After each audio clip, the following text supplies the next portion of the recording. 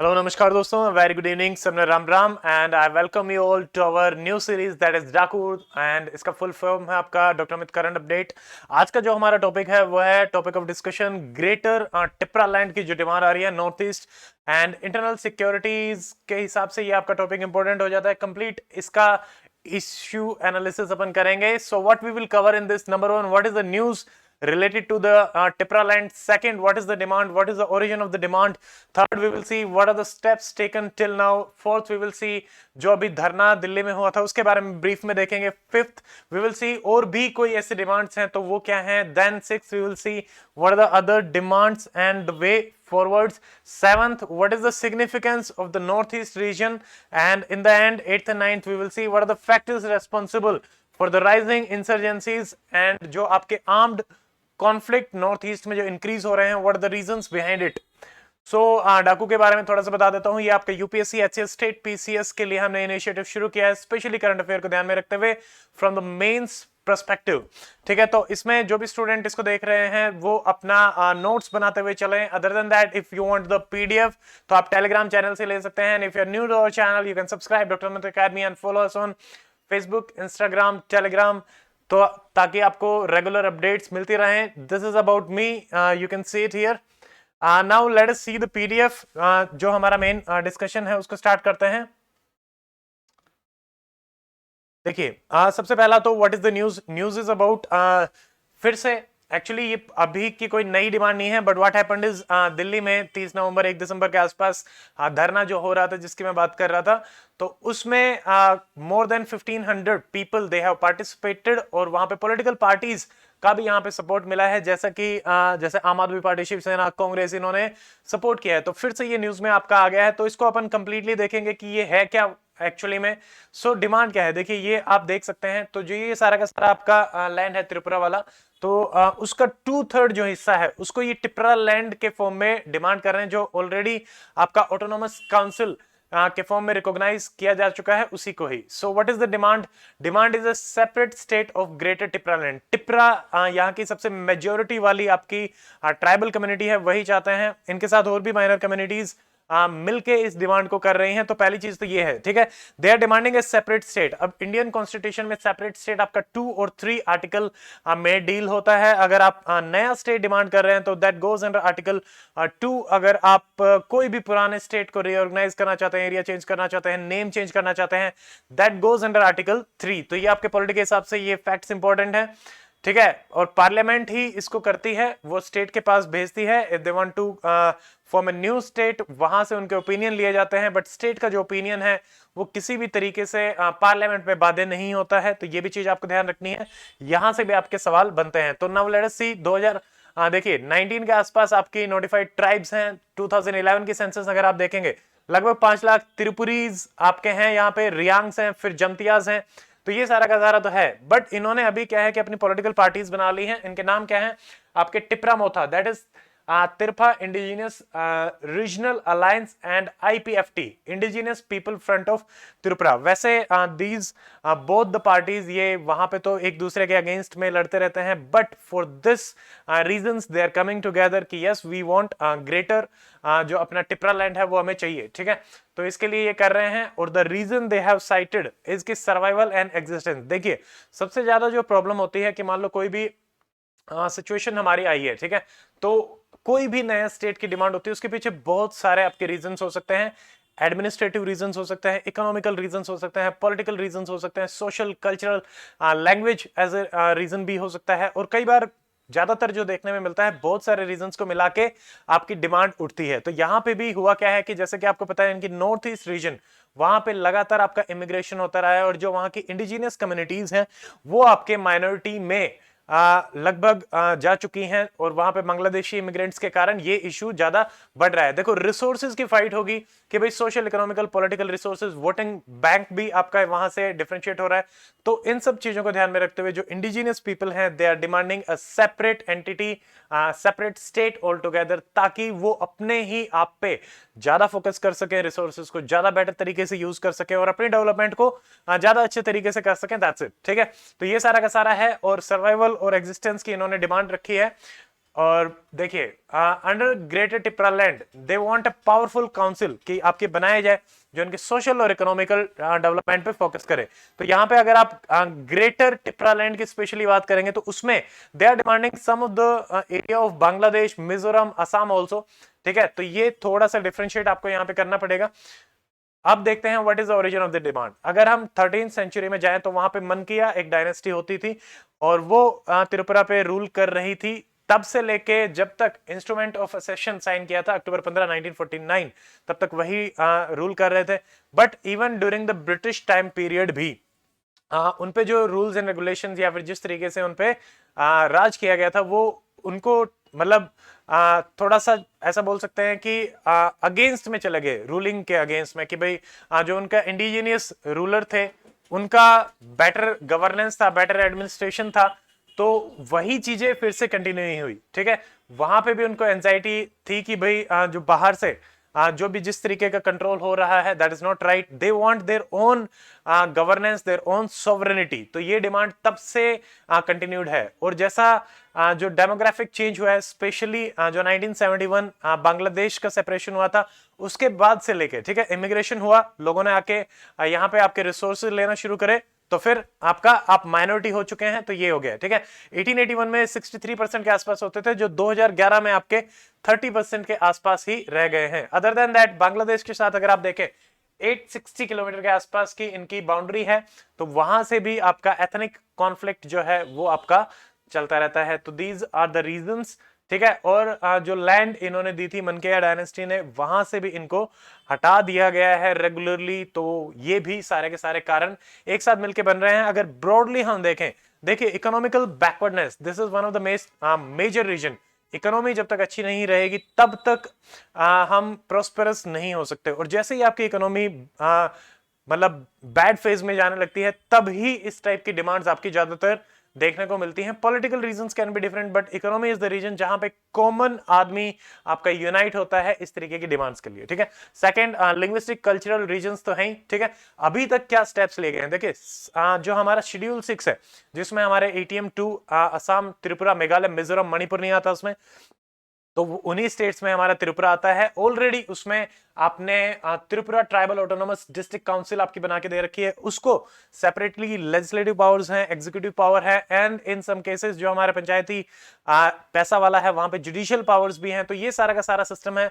तो यहाँ पे मेन रीजन क्या था कि इनको ऑटोनोमी देना था। ठीक है, बट हुआ क्या है कि ऑटोनोमी देने के चक्कर में हो क्या गया है कि मल्टीपल पावर सेंटर्स आपके बन गए हैं। ठीक है, तो ये भी एक रीजन रहा है। अब यहां पे जो काउंसिल है उसमें 30 मेंबर हैं, 28 इलेक्टेड हैं, 2 आपके नॉमिनेटेड होते हैं, और जो इनकी स्टेट असेंबली है वहां पे भी 20 आउट ऑफ 60 सीट्स जो हैं वो इनके ट्राइबल्स के लिए ही रिजर्व्ड हैं। ठीक है, तो ये जो ग्रेटर टिपरा लैंड है, ये जो TTADC का ही जो एरिया है उसी को ही एज अ सेपरेट स्टेट ये लोग डिमांड कर रहे हैं। ठीक है, अभी जो धरना हुआ था जंतर मंतर पे हुआ है और इसके पीछे देखिए सारी पार्टीज ने इन्हें सपोर्ट किया है। 2026 में जैसा कि हम जानते हैं कि जो अपना डिलिमिटेशन कमीशन है, सारा का सारा जो कॉन्स्टिट्यूएंसीज हैं MP की, तो वो आपकी डिलिमिटेशन के अंदर जाएंगी। तो दे आर डिमांडिंग कि हमारा सेपरेटली आप कर दीजिए। ठीक है, सेपरेट स्टेट आप कार्व आउट कर दीजिए, ऐसा ये डिमांड कर रहे हैं। ठीक है, ऑल्सो 2023 के जो आपके असेंबली पोल्स हैं और तिपरा मोथा जो अपन ने पार्टी देखी थी उसका भी धीरे धीरे राइज हो रहा है। तो ये these are the major reasons की आपकी डिमांड धरना अभी यहां पे हुआ था। अब इसके अलावा और क्या क्या डिमांड है, तो देखिए ग्रेटर नागालैंड, जो नागालैंड, अरुणाचल और मणिपुर, असम, इनको मिला के ये लोग बनाना चाहते हैं।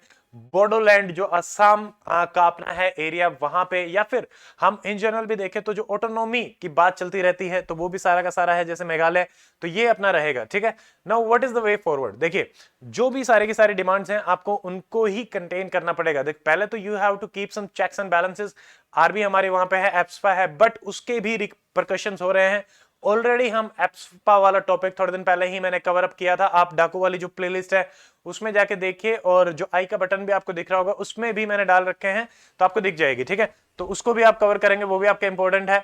Then one of the major reason governance जो डेफिसिट है, ठीक है, उसको आपको कंटेन करना पड़ेगा, क्योंकि गवर्नेंस का काम होता है आपकी जो बेसिक फैसिलिटी है जैसे हेल्थ, एजुकेशन, स्किलिंग, व्हाटएवर, जो भी आपको नॉर्मल सर्वाइवल के लिए जरूरी होती हैं, अगर अच्छे तरीके से गवर्नमेंट काम नहीं कर पा रही है, चाहे वो लेजिस्लेटिव पॉइंट ऑफ व्यू में हो, चाहे एग्जीक्यूटिव पॉइंट ऑफ व्यू में हो, या फिर जस्टिस या जुडिशियल पॉइंट ऑफ व्यू में हो, जब तक हम उस डेफिसिट को फुलफिल नहीं करेंगे, क्या लोगों का ट्रस्ट बन पाएगा? That is not possible. तो ये रीजन है, इनको अपने को सोल्व करना पड़ेगा। ये काइंड ऑफ लाइक शक्तिमान की छोटी छोटी मगर मोटी बातें हैं, यही हमें एग्जाम में लिखनी पड़ती हैं और यही आपको ध्यान रखनी है, ठीक है। आप जैसे economical and the social viability, जैसे हम डेमोक्रेसी की बात करते हैं, political democracy versus socio economical democracy, वैसे ही पॉलिटिकल डेमोक्रेसी या वायबिलिटी प्रोवाइड करने से ही सिर्फ काम नहीं चलता, because economy and the social issues, चाहे वो लैंग्वेज की फॉर्म में, एथनिसिटी की फॉर्म में, रेसेस की फॉर्म में, तो उनको भी आपको कंटेन करके चलना पड़ता है। तो these are the issues you have to solve. और अगर कोई भी demand, if it is a valid demand, you have to take care of that. If it is not valid, valid not valid कैसे पता चलेगा? अगर आप गवर्नेंस डेवलपमेंट इन बेसिस पे, एडमिनिस्ट्रेशन बेसिस पे अगर आप डिमांड रेज करते हैं, that is good enough. But अगर आप लैंग्वेज, ठीक है, इस टाइप की डिमांड है, रिलीजन, कास्ट, इनके बेसिस पे अगर आप कोई डिमांड कर रहे हो, तो उसको एंटरटेन बिल्कुल भी नहीं करना है। नाउ ये सारा का सारा हो गया। Now let us see the significance of the north east in general and जो आर्म्ड कॉन्फ्लिक्ट वहां पे बढ़ रहे हैं, what are the reasons behind it. ये भी आपसे डायरेक्टली बार बार पूछा जाता है हमारे यूपीएससी में भी और स्टेट पीसीएस में भी। It is a very favourite topic, ठीक है। तो अब हम देखते हैं कि सिग्निफिकेंस क्या है। देखो, सबसे पहले तो स्ट्रेटेजिक सिग्निफिकेंस, जो लोकेशन है आपके नॉर्थ ईस्ट की, अगर हम वो जो अपना चिकन नेक है, ठीक है, तो स्ट्रेटेजिकली बहुत ही ज्यादा इंपॉर्टेंट है। चाइना के पर्सपेक्टिव से देख लो, साउथ ईस्ट एशिया के पर्सपेक्टिव से देख लो, तो first thing is this. Second, defence architecture, क्योंकि हमारी बाउंड्री बहुत लंबी बाउंड्री सारा का सारा नॉर्थ ईस्ट एरिया को कवर अप कर रही है, तो आपको बाउंड्री इश्यूज को भी ध्यान रखना है। वहां से इंटरनल सिक्योरिटीज के इश्यू होते हैं, स्मगलिंग के इश्यूज होते हैं, organise crime, counterfeit currency, arms, ammunition आपके आते रहते हैं। तो उस पॉइंट ऑफ व्यू से भी north east is very very important. Third, कि हमारी जो बाउंड्री है अप्रोक्सीमेटली 5500 के आसपास हमारी बाउंड्री है, म्यांमार के साथ कनेक्ट हो रहे हो, बांग्लादेश के साथ कनेक्ट हो रहे हो, साउथ ईस्ट एशिया के साथ कनेक्ट हो रहे हो, दैट वी नो, ठीक है। Gateway to the south east Asia, ये तो है ही। Other than that, act east Asia की जो हमारी पॉलिसी है, उसमें भी जो आपका जैसे फलक्रम बोल सकते हैं, वो हमारा नॉर्थ ईस्ट ही है। अगर इंडिया को trade, connectivity, anything we want to have with South east Asia, तो हमें नॉर्थ ईस्ट के थ्रू ही जाना पड़ेगा। तो अगर ये सारे के सारे इंपॉर्टेंसेस हैं, रिसोर्स पॉइंट ऑफ व्यू से भी बहुत ही ज्यादा इंपॉर्टेंट है कि भाई अगर आप कोल रिजर्व्स देखेंगे, 1.6 बिलियन टन, फॉरेस्ट रिजर्व 65%, जो इंडिया में एवरेज 21-22% के आसपास है, तो हाईली रिच, ठीक है। कोल, फॉरेस्ट, यूरेनियम भी आपको पता ही है। So you can answer me in the comment section कि जो यूरेनियम की माइंस हैं मेघालय में, what are the names of the mines, जो फेमस माइंस हैं, उनके बारे में आप बता सकते हैं कमेंट सेक्शन में। नाउ ऑल्सो टी के भी लार्जेस्ट प्रोडक्शन यहां पे हो रहा है। हाइड्रो इलेक्ट्रिक पोटेंशियल भी अगर आप देखोगे तो ये भी बहुत हैवी है, 40% of the India total hydro electric potential. फिर अगर इसकी ब्यूटी की बात करें, सीनिक ब्यूटी, और बहुत सारे लोग प्रेफर करते हैं वहां पे एज ए टूरिस्ट जाना, तो टूरिज्म के पॉइंट ऑफ व्यू से भी इकोनॉमिकली भी काफी कंट्रीब्यूट भी करता है, और कल्चरल एक्सचेंजेस भी बहुत ज्यादा होते हैं, ठीक है। तो ये हो गया। एंड देन हमारा जो ब्रह्मपुत्र वैली है, वहां के हिसाब से अगर अपन देखें, 1 सेकेंड, तो उसके सारे के सारे जो रिसोर्सेस हैं, तो वो भी सारे इसी में ही अपने आ रहे हैं, क्योंकि नॉर्थ ईस्ट से ही पूरा आपका वो एंटर कर रही है और वहीं होकर जा रही है। Flora, fauna, beauty, whatever, everything, handicrafts, ठीक है। तो सारा का सारा रिसोर्स बेस वहां से आ रहा है। Now let us see what are the factor responsible for the insurgency. बार बार ये इश्यूज क्यों आ रहे हैं? Number 1 is the loose administration. जैसे ब्रिटिश इंडिया के टाइम पे हुआ था, तो वो ट्रस्ट वहां से भी चला गया था, and they want their own administration, और उस टाइम पे वो ज्वाइन भी नहीं करना चाहते थे। तो वो चीज आज भी कहीं ना कहीं सबकॉन्शियसली आपकी कंटिन्यूड है, ठीक है। नंबर 2, इफ यू सी जो पॉलिटिकल नेग्लेक्ट है इंडियन पॉइंट ऑफ व्यू से देखे, जब भी किसी इश्यू को आप ऐसे एनालिसिस कर रहे हैं, तो you have to go always multi dimensional, political, social, economical, what are the historical reasons, what are the geographical reasons, जिनको आप इसमें कोट कर सकते हैं, ठीक है। तो अगर आप पॉलिटिकली नेग्लेक्ट करोगे, जनरल एपैथी भी हम इंडियन जनता के अंदर भी देख लें, ठीक है, थोड़ा सा डिफरेंशिएट किया जाता है, नेम से बुलाया जाता है, that is not right at all. तो ये आप कहीं ना कहीं एलिनेशन की भावना उनमें भी जगाते हैं, तो ये चीज अपने को ध्यान रखनी है, ठीक है।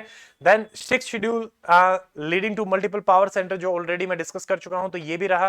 तो जो आप सोल्व करना चाहते थे वो प्रॉब्लम आपकी बढ़ गई है। चिकन नेक कॉरिडोर भी हमारा है, तो वहां से भी आ जाते हैं। एप्सपा है, उसकी वजह से आर्मी के साथ जो इश्यूज होते हैं तो भी लोगों में काफी रोष रहता है, and that is also leading to insurgencies. And Bangladesh, Myanmar, Assam, यहाँ मतलब इलीगल माइग्रेशन जो ज्यादा बढ़ा है उसकी वजह से भी आपके ये रीजंस देखने को मिल रहे हैं। नाउ लेट अस सी आर्म्ड जो एथनिक कॉन्फ्लिक्ट है वो हमारा क्यों बढ़ रहा है। देखिए जो आपकी पार्टीज बन रही हैं या फिर जो ऐसे ग्रुप्स बन रहे हैं जो आर्म्ड कॉन्फ्लिक्ट में एंगेज है, पहला तो एवरीबॉडी वांट्स पावर, तो political power is one of the motive जिसका हम बोल सकते हैं। जैसे NSCN-IM जो आपका नागालैंड का है, तो वो भी यही चाहते हैं, ठीक है, डेमोक्रेटिक वे में, नहीं तो फिर वैसे पावर तो सबको चाहिए। First thing is this. Second, जो अवेलेबिलिटी है, easy availability of the arm and ammunition भी आपका एक रीजन है कि कॉन्फ्लिक्ट्स आपके बढ़ रहे हैं। Third, if you see support base, local level पे भी जो इनका सपोर्ट बेस है वो काफी अच्छा हो चुका है और शुरू से ही है, क्योंकि उन्हीं के ही लोग हैं और इनसिक्योरिटीज होती हैं तो वहां से आपको financial help, food help, recruitment, intelligence gathering भी वहां से मिलती है। So it is not easy to solve this problem. Now let us see कि भाई और क्या है। एक्सटर्नल सपोर्ट जैसे चाइना, पाकिस्तान, बांग्लादेश, यहां से भी आपकी सपोर्ट मिलती है। फिर अगर अपन देखें जो ड्रग अब्यूज वाला जो हमारा एंगल है, so one more question for you कि जो आपका नॉर्थ ईस्ट में एक प्रोजेक्ट चल रहा है, एस से नाम उसका स्टार्ट होता है, स्पेशली फॉर द HIV और ड्रग अब्यूज थिंग्स, तो उसका क्या नाम है वो आप कमेंट सेक्शन में बताएंगे। एंड इसमें क्योंकि गोल्डन ट्रायंगल जो आपका म्यांमार, लाओस और थाईलैंड को मिलकर बनता है, तो उसको ध्यान में रखते हुए तो वहां पे भी हो जाता है, तो यूथ जो है वो इसकी तरफ अट्रैक्ट होता है। एंड अनएम्प्लॉयमेंट भी एक रीजन हम बोल सकते हैं। तो ये सारे के सारे रीजंस मिला के हम कह सकते हैं, अब जो रीजंस हैं उन्हीं के ही आप सॉल्यूशंस आराम से बात कर सकते हैं। तो यही अपना रहेगा। And I would say that's it in this section of our Daku series. So if you like this video, share this video with your friends and subscribe the channel. Now we'll meet on Monday with a new video. Till then, stay fit, stay healthy. Goodbye. Jai Hind.